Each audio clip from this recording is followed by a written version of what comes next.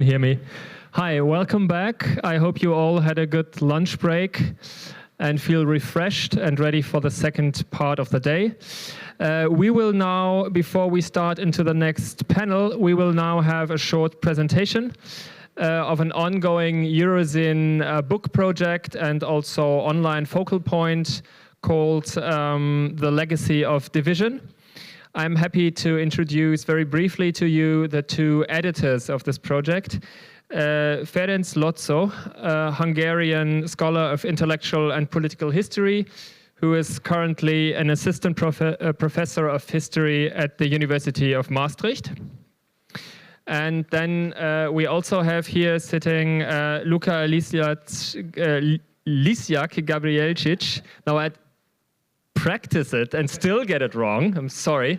Pardon my Slovenian, but who is a Slovenian historian and an editor of Razpotja, a Slovenian quarterly journal, and of course a Eurozine member journal as well. A fairly new one, I think. I haven't heard the name in the past for so long, but I've seen the covers in the whole, and I'm very happy that you two are here and are going to introduce to us this new focal point.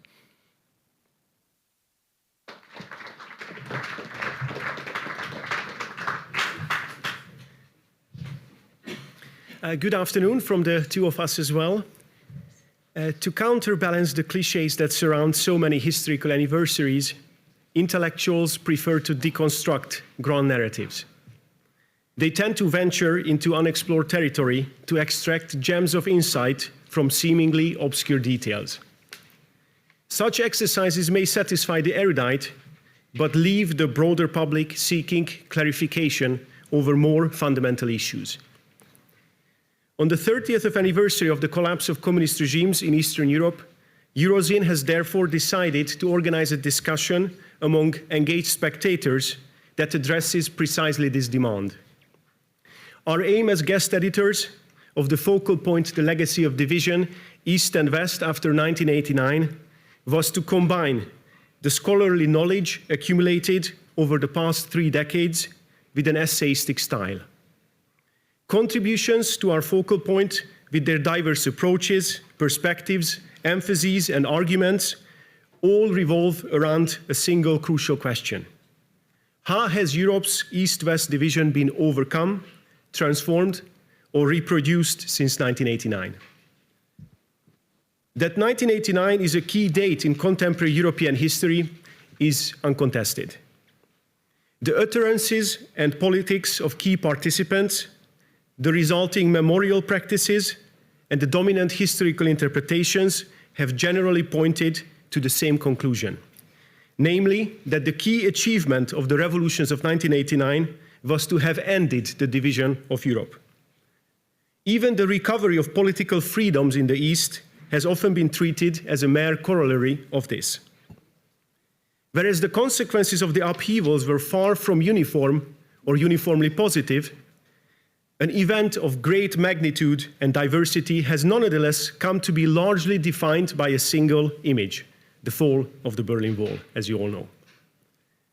It would be a mistake to see the narrative of European unification as a conscious and exclusive effort of canonization on the part of Western European elites.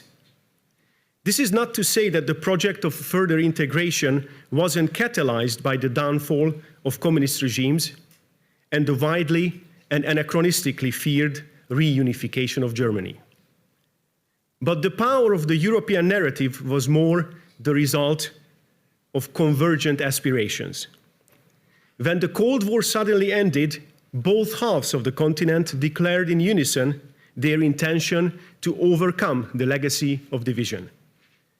East Europeans were eager to condemn their recent past, though not necessarily to examine it, and were especially keen on asserting their Europeanness. Westerners, too, hoped to see the former Eastern Bloc transformed and then absorbed into an enlarged and ever closer union. Mutual ignorance and deep-seated misconceptions were believed to be no more than temporary hindrances along this path. After 1989, a conviction took hold that the Cold War had been an anomaly in European history. The Iron Curtain may have contributed to a perception of differences between the two halves of the continent, and for more than a generation turned these differences into basic facts of life, but the East-West divide was said to have been an artificial construct. This was to ignore that despite being restricted to one side of the Iron Curtain, the supranational integration projects launched in Western Europe from the early 1950s onwards increasingly claimed to represent Europe as a whole. And these projects drew on long-standing traditions in Western European thought that marginalized or even excluded the experiences of the continent's eastern half. In the euphoria following 1989, it was similarly overlooked that structural differences between various macro regions of Europe had a history stretching back much further than the post-war decades. If European integration was to stand any chance of success after the end of the Cold War, a more inclusive narrative of the past was required. Not only was it necessary, as post-colonial authors argued, to decolonize Eurocentric visions of the world. As critical scholars from Eastern Europe added, there needed to be a deprovincialization of Western Europe in order to avoid reproducing developmental civilizational hierarchies and stigmatizations within the continent. Today, former hopes for a swift and successful merging of Europe's East and West seem unrealistic at best. The financial and economic crisis of 2008 led to a crisis of the Eurozone, which halted the process of economic convergence in the East. The worsening of relations between Russia and the West in more recent years has challenged Europeans' confidence in a peaceful future. Several Eastern European states are associated with the global revival of authoritarianism, while nationalistic forces and xenophobic politicians enjoy growing support across the continent. The idea of a social Europe, a constitutive part of the ideals of 1989, has largely been frustrated by the crises and turmoil of the past decade. Warning signs appeared as early as the mid-2000s, when the liberal consensus of the previous decade first began to be seriously challenged. In Eastern Europe, grievances were directed against the prevailing narratives of transition, which relegated the societies that had been on the wrong side of the Iron Curtain to the role of imitating the West. A new political discourse gained hold that incorporated the legacy of division into exploitable grievances. In recent years, these controversial projects have come to be perceived as potential models by counterparts further west, an unexpected reversal in the direction of transfer of political ideas and political styles. As a result, the possibility of convergence between Europe's two halves has been reconceived as a threat to the liberal democratic order and the European project. In Western Europe, voices regretting the EU's supposedly careless and premature expansion eastwards began to appear on both sides of the left-right divide. In Eastern Europe, nationalist forces have continued to assert their Europeanness, however, with an ever clearer ethnic and even racial undertones, and in opposition to a supposedly post-national and multicultural Western Europe. Europe, that fluid signifier that served as a centripetal ideal in 1989, has thus re-emerged as a highly contested notion. Professional and personal contacts across the line that once divided the continent are certainly more frequent and more intimate than ever. However, these engagements have also played a part in various backlashes. Today, there thus exists a curious mixture of greater mobility and sustained ignorance. Notions of Western decadence, reminiscent not only of the propaganda of communist regimes, but also far-right discourses from before 1945, have been revived across large parts of Eastern Europe. At the same time, potent tropes with similar Cold War echoes have been used to warn against the authoritarian threats from the East. The presence of Eastern Europeans in British society played a major part in the Brexit campaign, while the Union's faith in the prospect of further enlargement appears to have largely eroded. Such complex and often paradoxical trends make it all the more urgent to ask what has happened to Europe's East-West division since the end of the Cold War and the implosion of communist regimes. How have the perceptions and misperceptions between the two halves of the continent changed since 1989? Question number one. Is there reason to talk of a new East-West divide? And if so, what characterizes it and why has it re-emerged? Conversely, how have the hopes of overcoming this divide been realized over the past 3 decades? As guest editors of Eurozine, we pose these questions to authors with an intimate and nuanced understanding of East-West relations and a reputation for original insights into contemporary European and to some extent global history, politics and culture. We are fortunate to have several of them here with us today. These broad questions were meant to enable a shift of focus in a transnational and relational direction. We trusted that addressing these questions would enable a substantial discussion of the legacies, the expectations, but also the unexpected developments that have defined the post-Cold War decades. We also hoped that these questions would foster original reflections on mutual perceptions and misperceptions and their role in determining these processes. Thank you, Ferenc. So let me try to give you a sense of some of the key arguments by devoting just a few words to just a narrow section of individual contributions in the volume. So you will know where to turn if you wish to find out more, and I hope you will.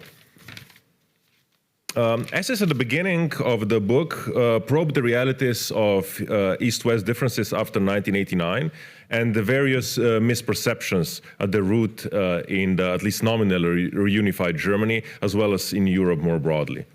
While these first essays show how East-West differences have largely been reproduced and how decisions taken very early on in the post-Cold War period have been largely responsible for this, other authors explore newer fault lines and new complexities. Florian Bieber, for example, emphasizes that as Europe has become more unidirectional, it has also become a more dangerous marketplace of ideas.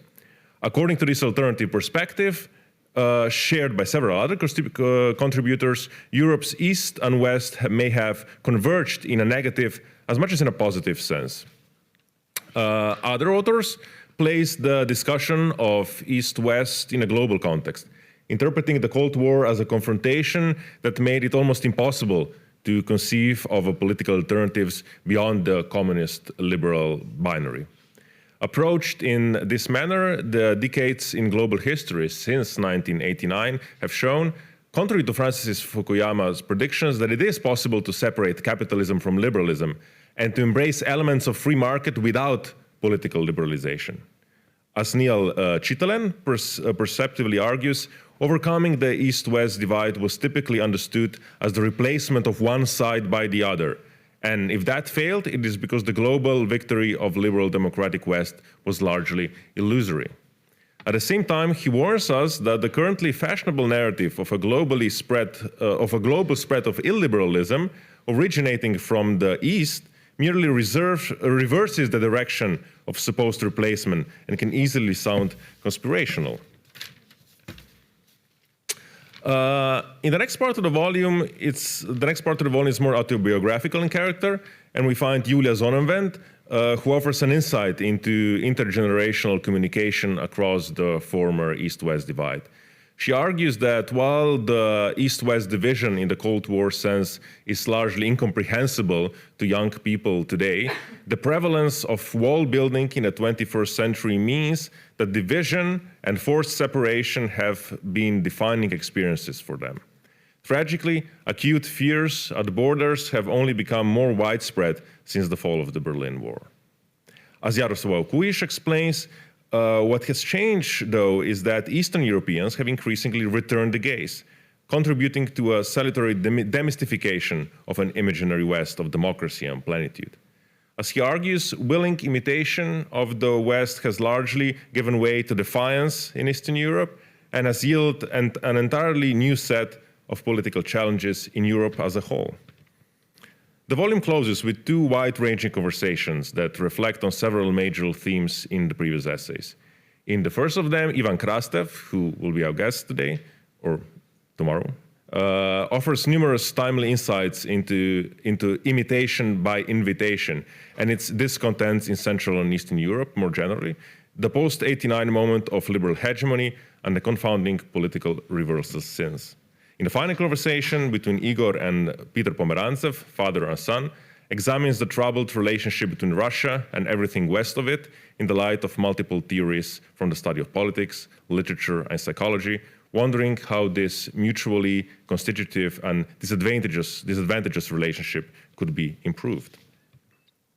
So both of us, your editors, were respectively born in a non-aligned and that would be me, and an Eastern Bloc state during the last phase of the Cold War. We grew up after 1989 amidst war and transition. We were merely young adults in the early years of this century when much of Europe appeared to become increasingly unified and the categories of East and West seem to have lost much of their former meaning and relevance. As the evolving relationship between East and West have had such a marked and varying impact on our lives, we have both observed the worsening relations between the two halves of the continent with surprise and growing concern. This has provided us with a strong personal motivation to envision this focal point and to initiate a discussion of contemporary issues rooted in the decades of acute divergence in European history. Given that cultural and intellectual exchanges across Europe have greatly intensified in recent decades, to which Eurozine has made a significant contribution of its own, we are confident that the responses would add up to a meaningful corpus. At the same time, we are fully aware that our exchange might reflect the preoccupations of intellectuals more than those of European societies at large.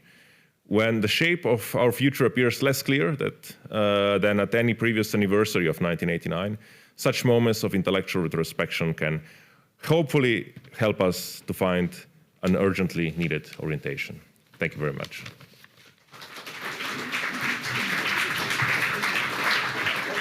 Yeah, thank you very much, you two, for presenting us this ongoing focal point. I think it is good and important to see, also for all of you who are not members of the Eurozine network, to see that, get a little insight into the day-to-day work at a transnational network of cultural journals. And of course, there is an annual conference, but in between the conferences, during the 360 and something other days, there's journals from all over Europe exchanging text and putting focal points together, and from time to time launching bigger editorial projects. So this was just a little hint at this everyday work of the network.